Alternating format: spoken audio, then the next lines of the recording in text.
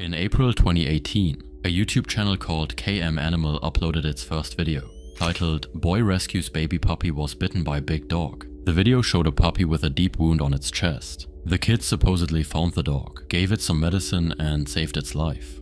A follow-up video showed the puppy completely healed. There was no real rescue. The wound was never a bite. It was a clean cut, like from a knife. The puppy in the before and after was the same size, but the wound had impossibly disappeared. It had been cut, by them, on purpose, so they could film the rescue.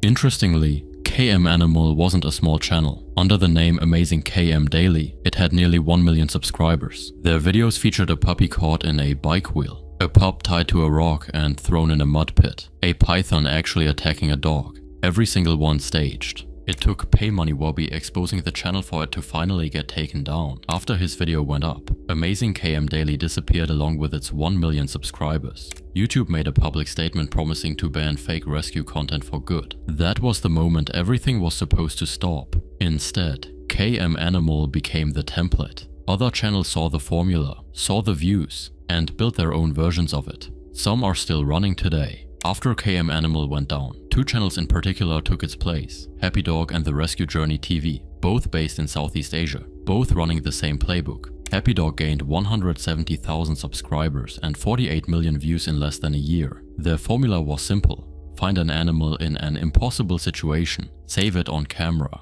repeat. A puppy hopelessly tangled in a fishing net inside a small fort, a dog with its mouth tied shut and a rock supposedly fallen on top of it. A puppy attacked by a snake. The signs of staging were everywhere. The fishing net video shows the dog so completely entangled that it would have been physically impossible for the animal to walk into the situation on its own, meaning the net was wrapped around the puppy off camera. The thumbnail showed the dog in a position it was never in during the video. Real wounds don't heal in days. The same dogs appeared in multiple rescues. But the snake content is where it gets really dark. After Happy Dog uploaded their first snake rescue video, it broke their viewership record, 4 million views. So they kept going. In the 2 months after that one viral video, they posted 13 more snake rescue videos. In one of them, a puppy is supposedly bitten by a king cobra, a snake whose venom can kill a full-grown elephant. The puppy survives, somehow. By the time it reaches the vet, it's perfectly clean. The wound is gone.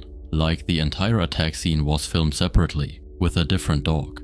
Then there's The Rescue Journey TV. Their content was even more obvious. Same cats and dogs appeared across different rescues. According to a petition that documented the channel's behavior, Rescue Journey TV had unalived a puppy and buried it and faked finding the body, and has also dropped a kitten and said they found it.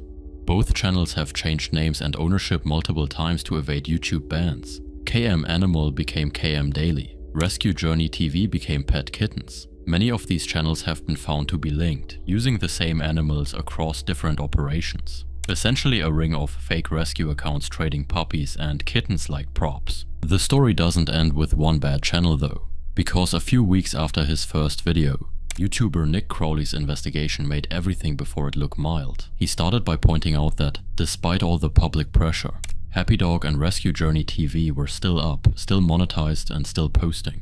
YouTube hadn't done anything. The only response from the channels themselves was to scrub the evidence. Happy Dog quietly deleted the cat in the fence video, the one that proved they had reused the same kitten in multiple rescues. Rescue Journey TV did the exact same thing. Comments deleted, evidence gone. If they were innocent, why hide it? And then, the situation escalated. On August 28th, Rescue Journey TV uploaded a video of a dog with its head stuck in a fence. Days later, the same channel posted another video, titled something like, "Poor puppy runs on a highway being run over by car." It showed a dog that passed away on the side of the road, and the video ends with the guy burying it.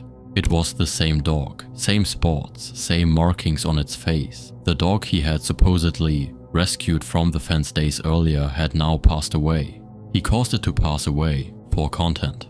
It gets worse from there. While digging into Rescue Journey TV's community tab, Crowley noticed it was linking out to other animal rescue channels. He clicked through to one called Yorkie and immediately recognized the cat in the videos. Same exact kitten, same exact markings as the one on Rescue Journey TV. Then he saw the guy on camera. It was the same man. He kept pulling on the thread.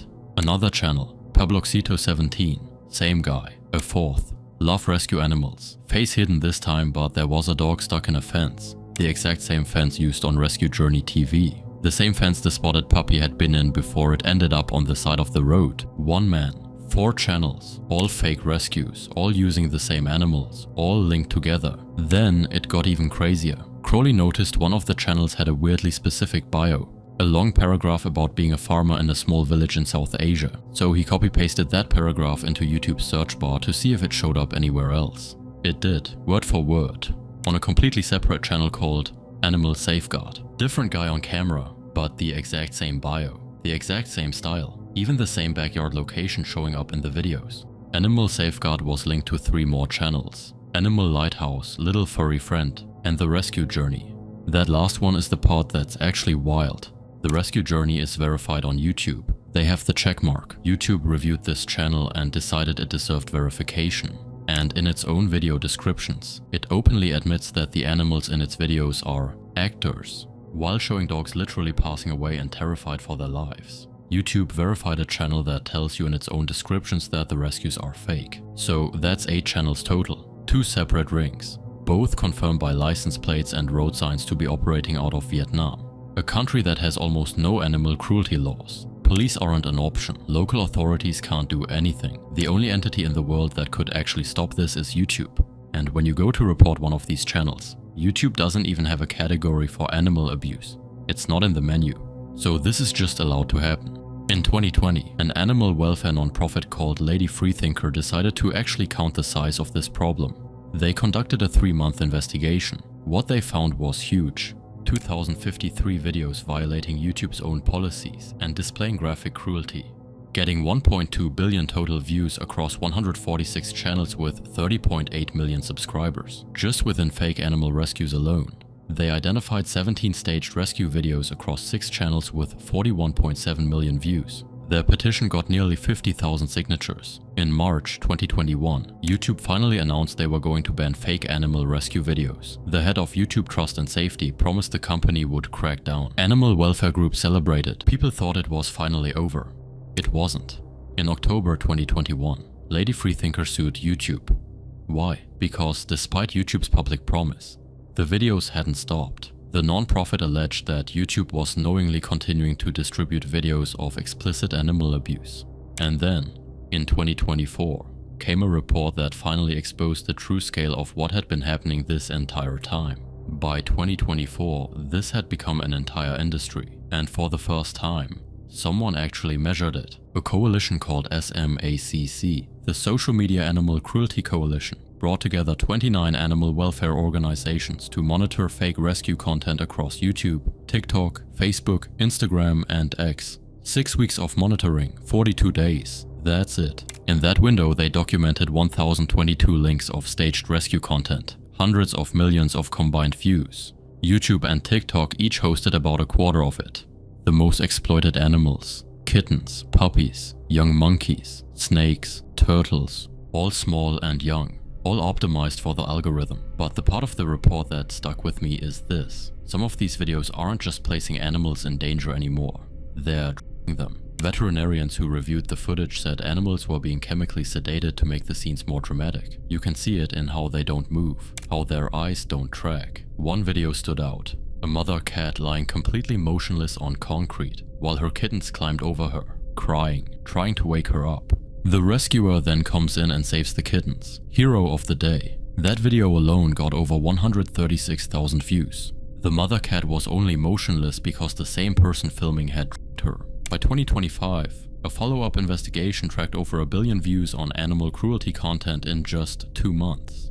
That's 16 million views a day, every day. 16 million views of ad revenue flowing into the pockets of people who hurt animals for a living. There's another layer to all of this that I think might be even worse than the staged rescues themselves, because it targets the exact people who are trying to help and turns their compassion into profit for someone who's never saved an animal in their life. When someone watches a fake rescue video and feels that emotional gut punch, when they see a puppy struggling, when they see a kitten crying, when they see the rescue happen and they feel that wave of relief wash over them, some of those viewers want to do more than just watch. They want to help or donate. They want to be part of the solution. They want to feel like their money is going towards something good.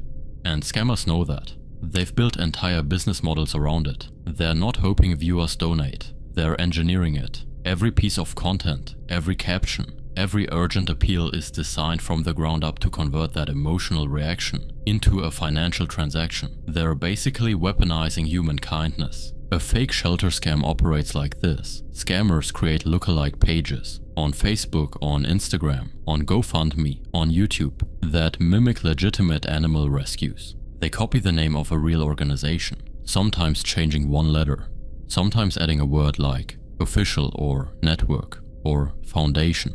Close enough to confuse anyone who isn't looking carefully. Close enough that when someone Googles the rescue name, the fake page might show up right next to the real one. Then they steal content. Real photos of real sick or injured dogs, taken directly from the Facebook pages of real charities. Actual photos of actual animals that actual rescuers are actively trying to save. They download them, repost them, and caption them with urgent appeals. We're closing tomorrow. This puppy needs surgery by Friday or we have to let him go. We're $200 short. Every dollar counts. Please share this. Language designed to create urgency. Language designed to make you feel like if you don't act right now, an animal will suffer because of your inaction. Then they direct you to send money. Venmo, Cash App, personal PayPal, sometimes cryptocurrency. Never through an official non-profit donation portal. Never through a registered charity. Always through a personal, untraceable payment method. The money goes nowhere near an animal. It goes into someone's pocket. The dog in the photo never gets helped, at least not by them. The surgery they describe might actually be happening at the Real Rescue, funded by the Real Rescue's donors. But the scammer just stole donations that could have gone to the real operation. The shelter the scammer claims to run doesn't exist. There's no building, there's no vet, there's no address you can visit. There are just photos stolen from someone else's actual work. A real shelter in Michigan, Friends of Michigan Animals Rescue, discovered that someone had created a near-perfect copycat profile using their logo, their photos, their formatting, and a nearly identical name. The fake page was running active donation requests using stolen footage of their own dogs. Dogs they were actually caring for, dogs they were actually spending money on, dogs they had personally rescued, personally rehabilitated, personally found homes for. And someone else, someone who had never met those dogs, never fed them, never stayed up at 3 in the morning giving them medicine, was collecting donations using their faces.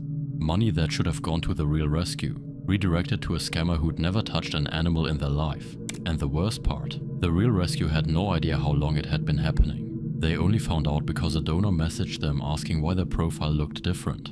By then, who knows how much money had already been stolen. And it's not just Facebook and YouTube anymore. The scam has evolved. It's migrated to the platform with the youngest, most emotionally responsive audience, and the least oversight, TikTok Live.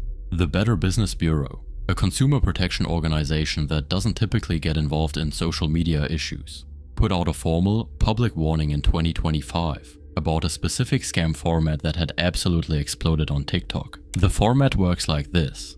A creator goes live. They're in what looks like a small workshop or craft room. There are handmade products laid out on a table, jewelry, candles, knitted items. Sad piano music is playing. An elderly person is sitting in frame, sometimes holding a cat, sometimes with a small dog in their lap. The elderly person looks directly at the camera and says something like, "Please stay for 8 seconds to help my cat shelter from shutting down," or "Please don't scroll for 12 seconds to help my failing animal shelter," or "If just 10 people send a gift right now, we can keep our doors open 1 more week." The streams go on for hours. The language repeats. The ask never stops. And TikTok's built-in gift system makes it frictionless. Viewers can send virtual gifts purchased with real money right there in the live stream without ever leaving the app. TikTok takes a percentage. The creator takes the rest. The animals are borrowed for the stream or rented from a breeder. The elderly person might be a paid participant, a family member who doesn't fully understand what's being said, or in some documented cases, someone who was told they were filming something else entirely. The handmade products are props. The entire thing is a production designed from start to finish to extract money from kind viewers who think they're saving a life. And because it's live, it feels real. There's no editing and no cuts. It looks very raw and authentic. It looks like a struggling person doing their best to keep a shelter alive. That's the genius of the format. Its apparent lack of production value is itself a production choice. It's designed to look unpolished because unpolished reads as genuine. All of it is engineered to exploit the same emotional response that fake rescue videos rely on: compassion, empathy, the desire to help something helpless. The worst part of it is that real rescues are the ones getting destroyed by this. Actual non-profits doing actual work. The people who wake up at 4 AM to bottle feed orphaned kittens. The ones who max out their credit cards to pay vet bills when donations dry up. The people who drive 6 hours to pick up a dog from a shelter because nobody else will. They do this because they care, not because it pays. And they're losing donations to scammers who've never touched an animal in their life. Their photos are being stolen, their names are being impersonated, their reputations are being used to defraud the public. Every time someone falls for a fake shelter scam, they trust real shelters a little bit less. They donate a little less. They share a little less. The trust just slowly disappears until the real rescues, the ones operating on razor-thin margins with animals that genuinely need surgery or food or a warm place to sleep, can't get funding anymore because their potential donors have been burned so many times that they've just stopped giving. The scammers aren't just stealing money, they're poisoning the well for everyone. So what are the platforms doing about all of this? Well, let me tell you. Lady Freethinker, the same organization behind the 1.2 billion views report and the lawsuit against YouTube, decided to test YouTube's own reporting system. Not 1 or 2 reports. 60 individual videos that the researchers had professionally identified as animal cruelty. They reported every single one through the official process. The report button, the category, the written explanation, exactly the way YouTube tells you to do it. 2 got taken down. 2 out of 60. The other 58 stayed up. Fully monetized. Still running ads from major brands. Still being recommended by the algorithm to new viewers. Still making money for the creators and for YouTube. That's a 3.3% enforcement rate on content that was hand-delivered to YouTube by professionals whose entire job is identifying this kind of material. 3%. That's not a system that's struggling or overwhelmed. That's a system that doesn't care. Or maybe even worse. A system that's working exactly as intended, because every video that stays up is another video generating ad revenue, and a percentage of that ad revenue always goes back to the platform.